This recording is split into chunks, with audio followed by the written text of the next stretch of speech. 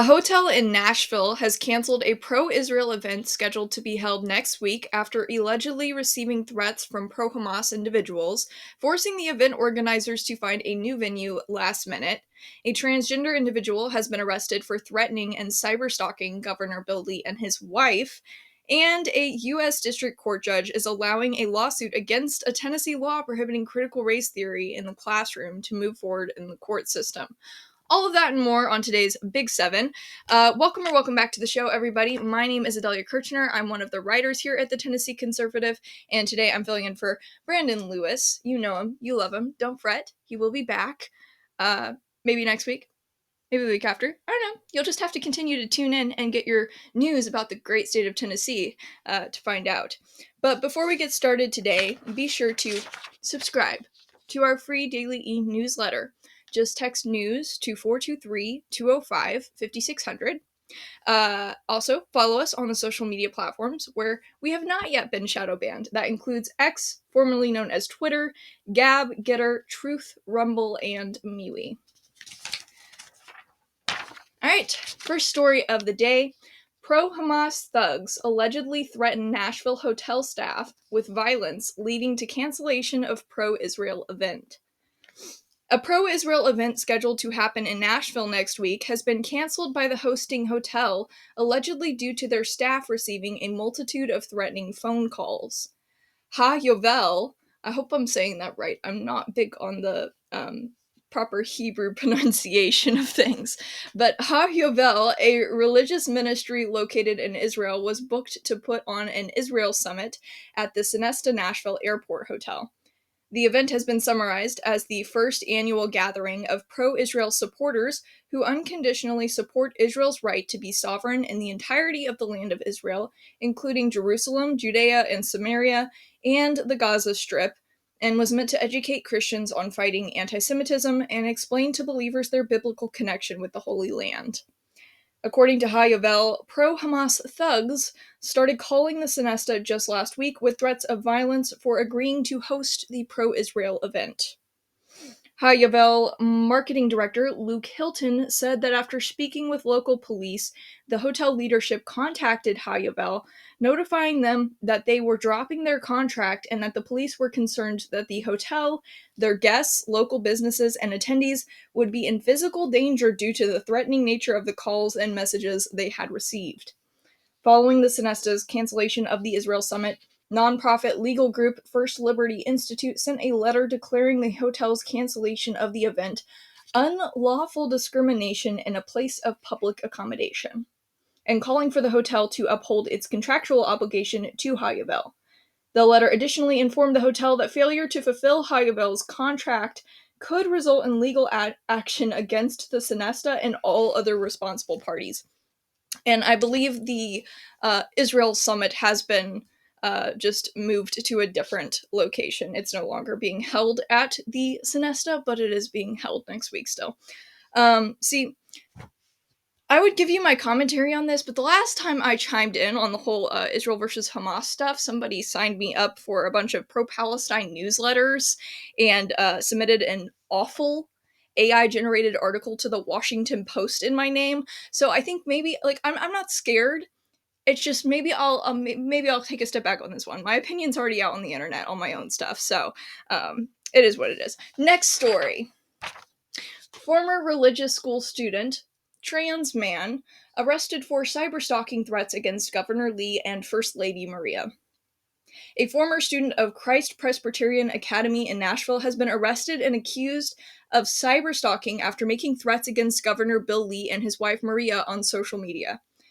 The social media posts were the final straw in a string of suspicious activities over the last couple of months, beginning with a questionable voicemail left for the school. The individual arrested was identified as Mackenzie McClure. According to McClure's Facebook page, she identifies as a trans man and sometimes goes by the name Calvin Amadeus Michaelatus. I'm obviously not pronouncing that right. Anyways, McClure attended CPA from 1999 to 2004. A criminal complaint of the March incident states that McClure left a voicemail for the school in which she referenced Deadpool 2. A Marvel superhero movie that features a character who goes back to the orphanage he grew up in so he can kill the headmaster who was abusive. Oh, that's a handy dandy little thing to reference when you're calling the school you used to attend. At the time, MNPD stated that no direct threat was made against CPA, so they chose not to arrest McClure, but a check of security footage showed that McClure had been on the CPA campus back in February. The latest criminal complaint states that McClure posted a threat against Governor Lee and his wife on her X account on April 25th. This is the same day that Governor Lee visited CPA, where his wife had previously worked. McClure was arrested on April 29th and will remain in federal custody for the time being. My main question here, as it was with the Nashville Covenant School shooting, last year, is one, is this individual on any antidepressive or antipsychotic medications? And two, is this individual on testosterone? Okay? Because how many accounts do we have to hear of women who are identifying as transgender men, getting on testosterone and dealing with anger they've never felt before in their lives? Every emotion that they would have felt before, every emotion that they would have exemplified before, without the testosterone levels, is just anger. If they're sad, it comes out as anger. If they're just upset or disappointed, it comes out as anger. Because you're just injecting a bunch of testosterone into a woman who's not supposed to have that much testosterone in her body. So you've got that, and then you've got the antipsychotic and antidepressive meds, which, guys, the pharmaceutical industry does not have your best interest at heart when they're prescribing these to a huge chunk of the population. Okay, how many people have to come off of these meds and be like, it was like I was in reality for the first time in years of my life? It numbs a lot of people, and it makes a lot of people more suicidal, or more psychotic, or more depressed, more prone to act in ways that they should not act.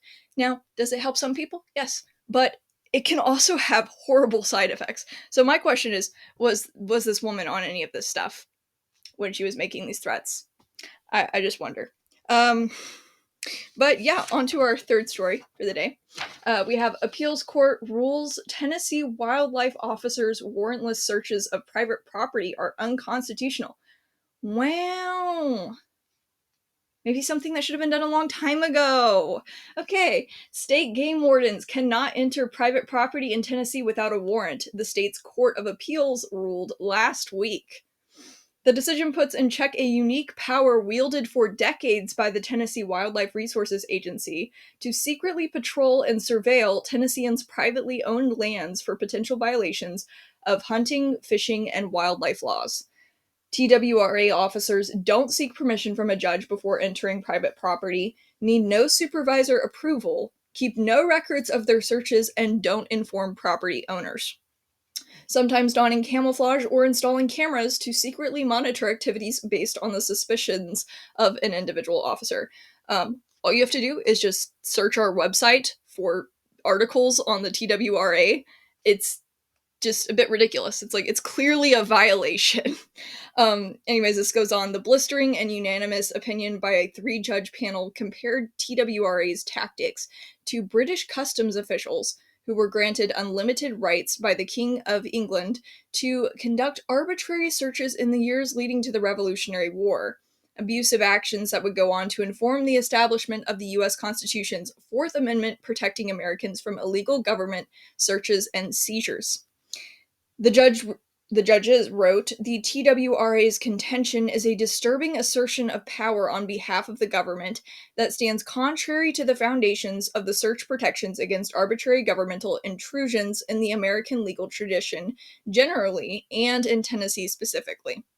The decision concluded TWRA's warrantless forays onto private property violate Article 1, Section 7 of the Tennessee Constitution, which reads in part, "The people shall be secure in their persons, houses, papers, and possessions from unreasonable searches and seizures."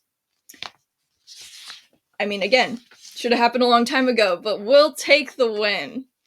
Guys, if you care about what we do, conservatives always say, man, I can't figure out why there aren't more conservative news outlets out there. And I'll tell you why. It's because conservatives with the exception of a few that we have, don't give.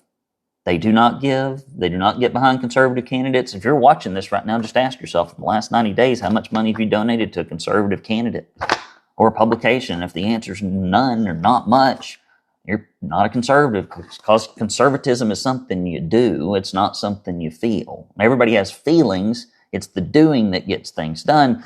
So go do something that will help us. Go to TennesseeConservativeNews.com/support. Hit that support button. Mail your checks to P.O. Box 625, Signal Mountain, Tennessee 37377.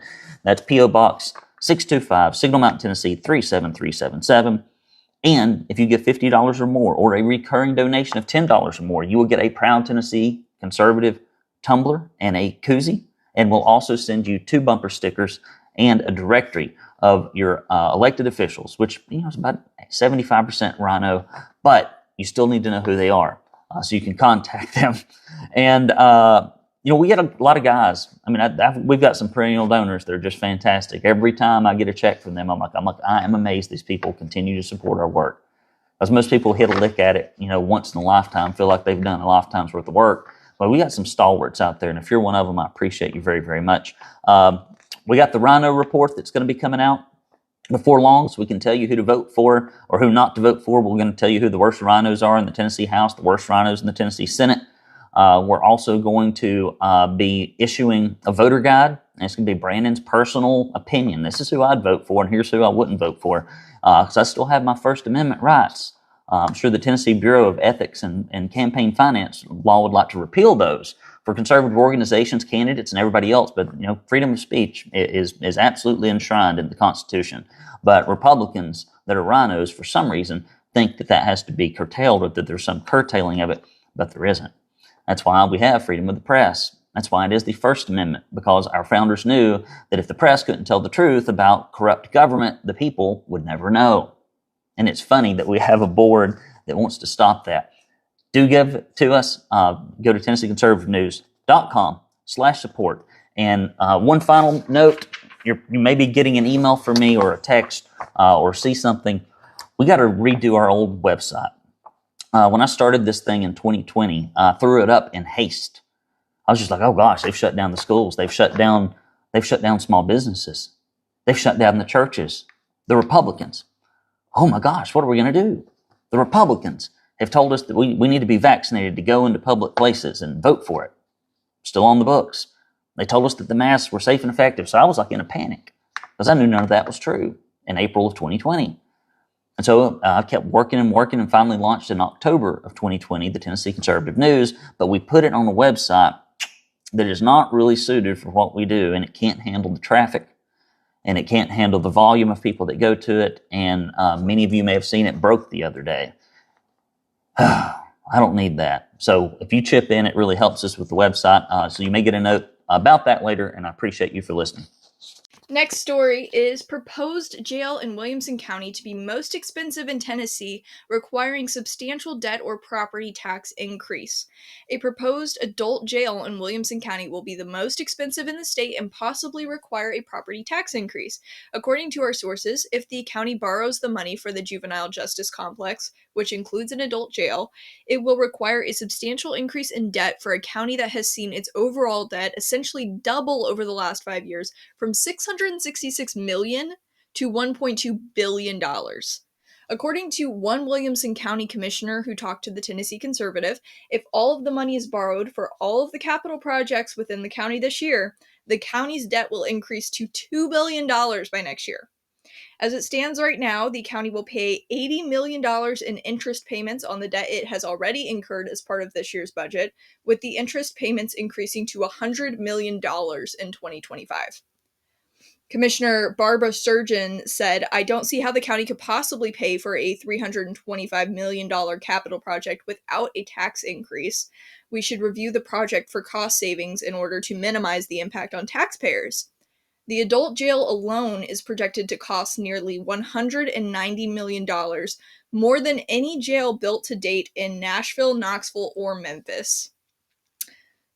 These are the things that you have to speak up on, you guys, okay? If you live in Williamson County, now is the time to contact your county commissioners, to contact any of your other elected officials and be like, hey, this thing over here, we're not okay with it. Can we not do this? Can we try to prevent this? And they might not listen. It might be to no avail, but get as involved as you can, because that's your county. That's what they're trying to do in your county. And it's probably going to end up in a property tax increase if you don't want it. Be loud. Next story of the day. Progressive U.S. District Court judge rules teacher's lawsuit against Tennessee law prohibiting CRT in the classroom can move forward. Last week, Clinton appointed U.S. District Court Judge Alita Trouger denied the state's motion to dismiss the case against a 3-year-old state law restricting the introduction of 14 concepts into classrooms in Tennessee's K-12 public schools. Trouger issued a 50-page memorandum to explain her single-page order criticizing the law and processes for filing and investigating complaints which could lead to the dismissal and even revocation of teachers' licenses should they be found in violation of the law. Trouger stated in her memorandum, the act simply invites a vast array of potentially dissatisfied individuals to lodge complaints based on their understanding of those concepts, and then calls on the Commissioner of Education, as a sort of state philosopher, to think deeply about what equality, impartiality, and other abstract concepts really mean and enforce the act accordingly. The Tennessee Education Association filed the lawsuit back in July of last year. TEA President Tanya Coates issued a statement saying, there is no group of individuals more passionate and committed to ensuring Tennessee students receive a high-quality education than public school educators. This law interferes with Tennessee's teachers' job to provide a fact-based, well-rounded education to their students. That's just not true. Okay, neither statement is true here. Can we just read this again, okay? She's saying that there is no group of individuals more passionate and committed to ensuring Tennessee students receive a high-quality education than public school educators. And then she says, this law interferes with Tennessee teachers' job to provide a fact-based, well-rounded education to their students. How does taking critical race theory out of the classroom interfere with the job of a Tennessee teacher to provide a fact-based, well-rounded education to their students? And also, I think that there are plenty of groups of individuals more passionate and committed to ensuring that Tennessee students across the board, not just public school students, okay, receive a high quality education, other than just public school educators. That's just my opinion. Anyways, this goes on and says, the law does not, however, prohibit all discussion on these topics of critical race theory. Instead, it allows for impartial discussion of controversial aspects of history. Crazy concept. Okay, story number 6. Putnam County couple dies in shootout with Texas police while transporting illegal drugs. 2 Putnam County residents were fatally shot in a confrontation with Texas police after a traffic stop revealed they were transporting over $3 million worth of cocaine purchased from a Mexican drug cartel. The Putnam County Sheriff's Office initiated an investigation into Elizabeth and Edward Stevenson based on undercover purchases of illegal drugs by their drug unit. A search warrant was executed on May 9th. During the search, detectives uncovered 3/4 of a pound of meth, fentanyl, several firearms, body armor, and ammunition inside the couple's residence. While conducting the search, detectives were told that the Stevensons were headed back from Texas in a semi-truck loaded with drugs, and that they were armed, and that the couple indicated they would provoke a deadly confrontation with law enforcement known as suicide by cop, if police tried to stop them. Detectives promptly alerted Texas law enforcement about the situation and initiated a collaborative effort. When the Donley County Sheriffs attempted a traffic stop, the driver attempted to flee in the semi-truck for several miles before eventually stopping. Upon stopping, both Elizabeth and Edward exited the vehicle and engaged in gunfire with deputies and troopers, resulting in their deaths. During a subsequent search of the vehicle, approximately 64 pounds of cocaine was discovered and seized. The estimated street value of the seized cocaine is around $3.4 million, with all indications suggesting it was destined for Putnam County and Upper Cumberland area. Alrighty, folks, you heard it here first. Like, maybe don't try to transport $3.4 million of cocaine from Mexico. Maybe don't do that. Okay. Our last big news story of the week is Senator Marsha Blackburn's bill to protect children from cyber crimes has been signed into law.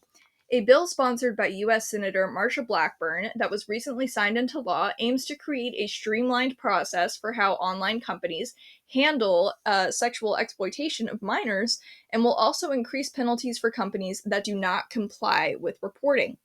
The bill is known as the Revising Existing Procedures on Reporting via Technology Act, or the REPORT Act. Under the previous federal law, social media companies were only required to report instances of child sexual abuse. The REPORT Act now makes it mandatory for those companies to also report enticing of children for sexual acts, grooming, and sex trafficking. Those reports must be made through the National Center for Missing and Exploited Children's Cyber Tip Line. NCMEC then forwards those reports on to the appropriate law enforcement agencies for follow-up. The law also enhances accountability for increasing penalties for companies that knowingly fail to report these crimes, with fines ranging from $150,000 to $1 million. The fine is based on the severity of the offense and the size of the company. Evidence must also be held for a year instead of the current 90-day preservation time, so police have enough time to fully investigate reports. So, hey, all good things as long as it's actually enforced. But that's all I've got for today, y'all. If you want to read the full rundown on any or all of our Big 7 stories of the week, check out the links in the description or head straight over to TennesseeConservativeNews.com. If you like what we're doing and you want us to keep it up, please consider donating to support the cause. All you have to do is go to TennesseeConservativeNews.com and hit that red support button. While you're on our website, you should also hit that nice little green subscribe button, okay? And then you'll get our free weekday newsletter. And you get a nice little email from us with all the big news stories of the day. So then you can be an informed citizen of Tennessee. There you go. And you can go brag to all your friends about it and be like, I know what's happening in our state. I know what's happening on our state level. I know what's happening on the local level because, you know why? Because I read the Tennessee Conservative News. So that could be you. You could be the standout person in your friend group. Anyways, don't forget to check out the Tennessee Conservative podcast on your favorite platform and leave us a 5-star review. It makes us feel so good inside. It makes us want to bake cookies all day and bring them to you. Unless that's creepy, then we don't want to do that. But please leave us a 5-star review. We really appreciate it. And it helps us reach more people. As always, your listenership is appreciated. Your readership is appreciated. And we'll be back next week with another Big 7.